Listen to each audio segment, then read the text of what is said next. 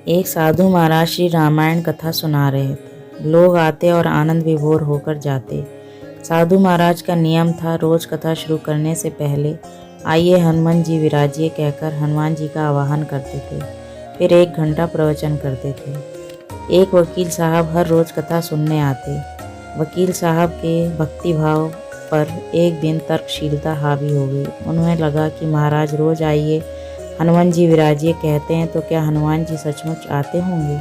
अतः वकील साहब ने महात्मा जी से पूछ ही डाला, महाराज जी आप रामायण की कथा बहुत अच्छी कहते हैं, हमें बड़ा रस आता है, परंतु आप जो गद्दी प्रतिदिन हनुमान जी को देते हैं उस पर क्या हनुमान जी सचमुच विराजते हैं।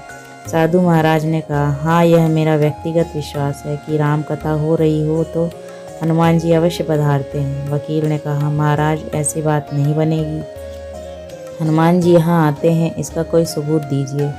आपको साबित करके दिखाना चाहिए कि हनुमान जी आपकी कथा सुनने आते हैं। महाराज जी ने बहुत समझाया कि भैया आस्था को किसी सबूत की कसौटी पर नहीं कसना चाहिए।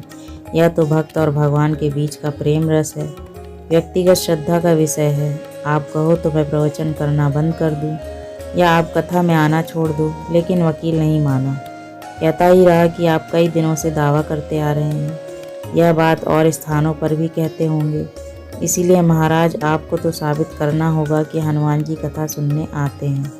इस तरह दोनों के बीच वाद विवाद होता रहा।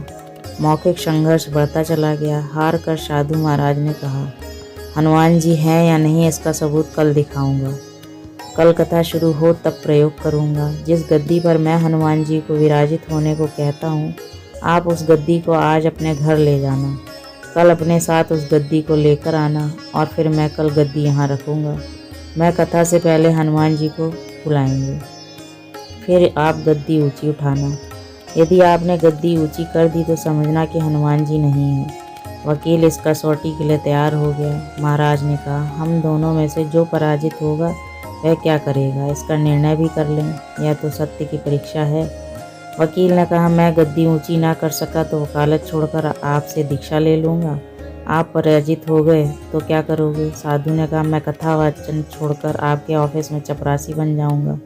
अगले दिन कथा पंडाल में भारी भीड़ हुई। जो लोग रोजाना कथा सुनने नहीं आते थे वो भी भक्ति प्रेम और विश्वास की परीक्षा देखने आए।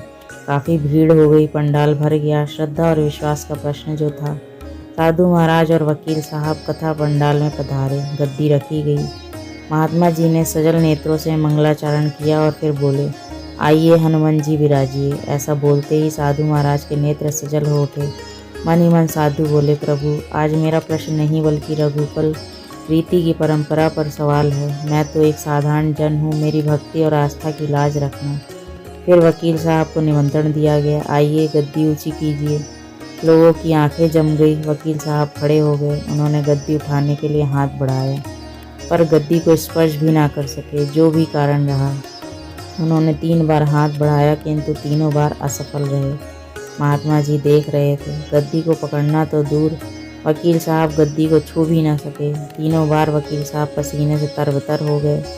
वकील साहब साधु महाराज के चरणों में गिर पड़े और बोले, महाराज गद्दी उठाना तो दूर, मुझे नहीं मालूम कि क्यों मेरा हाथ भी गद्दी तक नहीं पहुंच पा रहा है, अतः मैं अपनी हार स्वीकार करता हूँ। कहते हैं कि श्रद्धा और भक्ति के साथ की गई आराधना में बहुत शक्ति होती है। मानो तो देव नहीं तो पत्थर, प्रभु की मूर्ति तो पाषाण की ही होती, लेकिन भक्त के भाव में उसमें प्राण प्रतिष्ठा होती है तो प्रभु विराजते हैं। जय श्री बजरंगबली।